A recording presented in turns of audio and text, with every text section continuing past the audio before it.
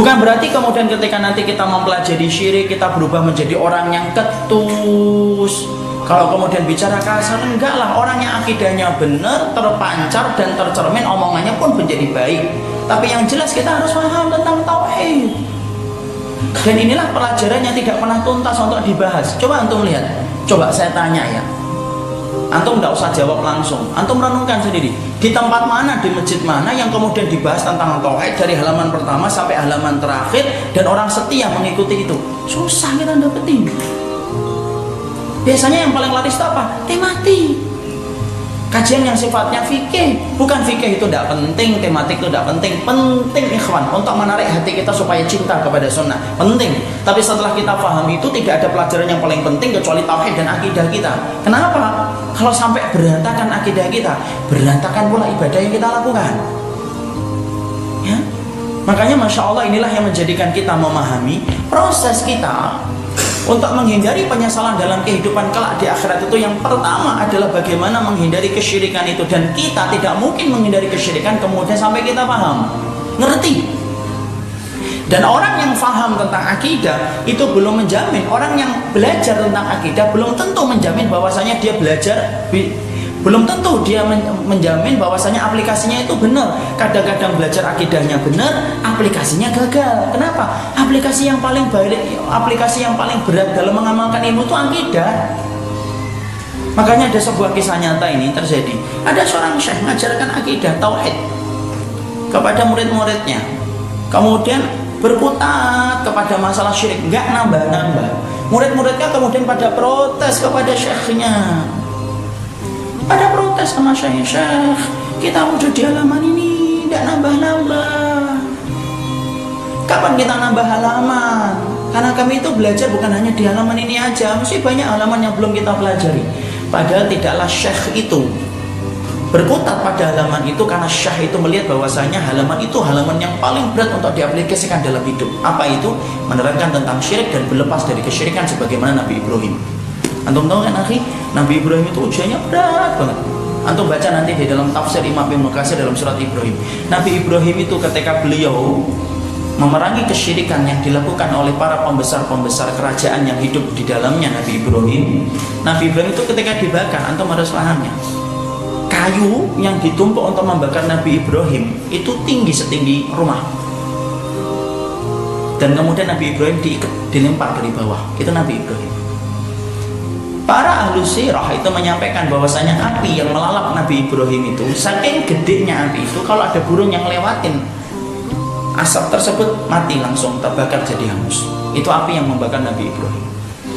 Dan antum paham, ketika Nabi Ibrahim berlepas dari kesyirikan saat itu, seluruh masyarakat yang dipimpin oleh Namrud semuanya sepakat untuk membenci Nabi Ibrahim.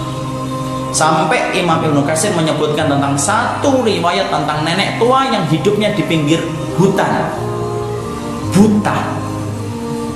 Ketika satu waktu dia mendengar hari eksekusi Ibrahim untuk dibakar, maka kemudian nenek itu menangis. Ditanya sama keluarganya, apa yang menjadikan kamu nangis, Nek? Karena sesungguhnya hari ini Ibrahim dibakar. Lalu yang menjadikan kamu sedih itu apa? Yang menjadikan saya sedih karena saya tidak bisa nyumbang kayu untuk membakar lebih dahsyat Ibrahim itu. Tidak main-main itu Nabi Ibrahim. Makanya berlepas dari kesyirikan itu, itulah yang menjadikan akhirnya kita ngerti bahwasanya itu dimulai dari perjalanan kita untuk kemudian mengkaji ilmunya. Karena sesungguhnya tidak ada perkara yang paling kita khawatirkan yang pertama kali kecuali kesyirikan. Itulah yang menghantui dalam pikiran kita ketika kita tidak berlepas darinya.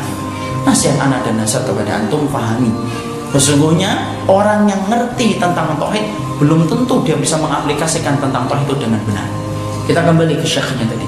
Syekhnya ngerti pelajaran untuk berlepas dari kesyirikan itu berat, makanya dia berkutat, dia nyampaikan terus, nggak nambah-nambah.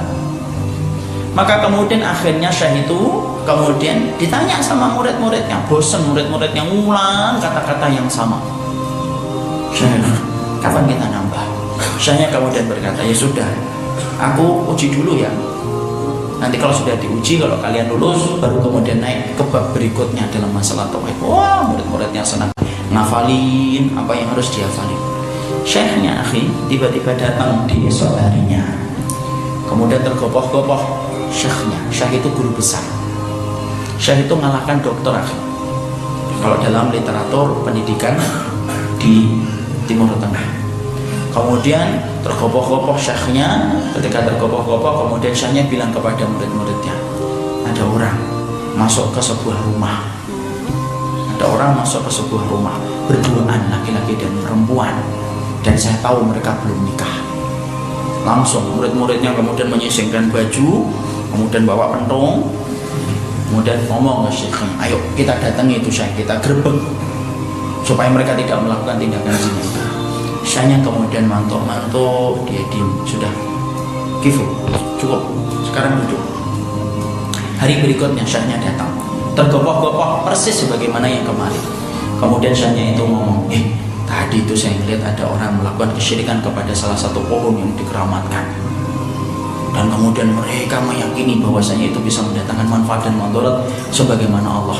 Murid-muridnya santai saja dan berkata, tidak apa-apa, biar mereka mendapatkan hidayah nanti satu waktu. Syekhnya kemudian ngomong, marah, buka kitab tauhid kalian kembali dari halaman pertama. Fashiltum, kalian telah gagal belajar tentang tauhid. Antum tahu kenapa syekhnya itu kemudian menganggap murid-muridnya gagal? Ada yang tahu? Kalau ada yang tahu angkat tangan. Ini kalau gitu, jangan pura-pura nunduk, jangan buka Google, tidak ada itu. Kenapa syekhnya menganggap muridnya gagal? Kenapa?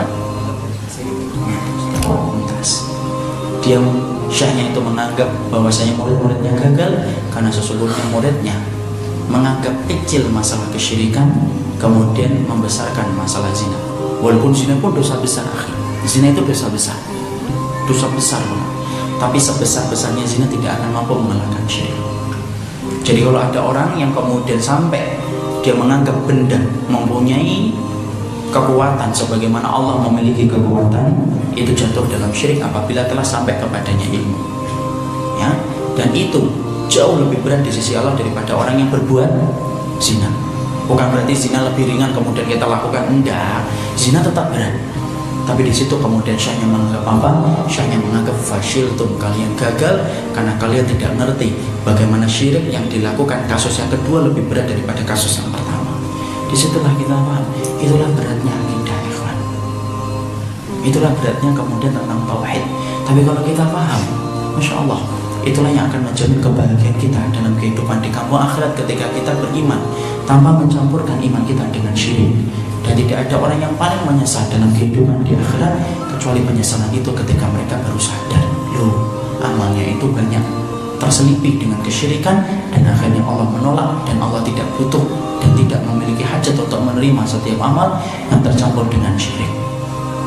Makanya pesan anak dari poin yang pertama ini, supaya antum lekas habis dari sini, beli kitab tauhid, beli kitab tauhid, pelajari. Dan saya sampaikan, belajar tauhid itu tidak bisa sendirian. Belajar tauhid itu harus dilakukan bersama dengan orang yang berilmu. Barang siapa yang belajar ilmu sendirian, rusak pemahamannya. Karena kemudian kalau akidah dan tauhid sampai antum tidak belajar batasan-batasannya, jatuhnya dalam tindakan penyelewengan pun karena memahami konteks tauhid yang tidak sesuai dengan porsinya. Antum jatuh bisa menyebabkan kita jatuh dalam sifat khawarij. Antum bisa masuk kepada sifat murji'ah, dan dua-duanya itu bukan pilihan. Makanya ketika belajar tauhid terus diiringi orang yang berilmu. Makanya Al-Khatib Al-Baghdadi sampai mengatakan, "Man kana kitabuhu syaikhuhu kasra khata'uhu." Siapapun yang dia belajar ilmu dari buku tok, tetapi dia tidak memerlukan dan tidak memiliki pendamping, maka sesungguhnya pasti banyak salahnya daripada benarnya. Jadi saya ingatkan, cari kemudian yang mau belajar di kitab tauhid, lihat bagaimana orang yang mengajarkan, punya mumpuni dalam ilmu atau tidak. Pelajari dari halaman pertama sampai kemudian halaman terakhir terus, dan kita amalkan sesuai dengan apa yang kita tahu. Karena tidak ada ilmu yang paling detail ngurus kehidupan kita kecuali adalah masalah tauhid, dan tidak ada penyesalan yang paling gede kelak di akhirat kecuali penyesalan itu datang dari orang yang pernah berbuat syirik.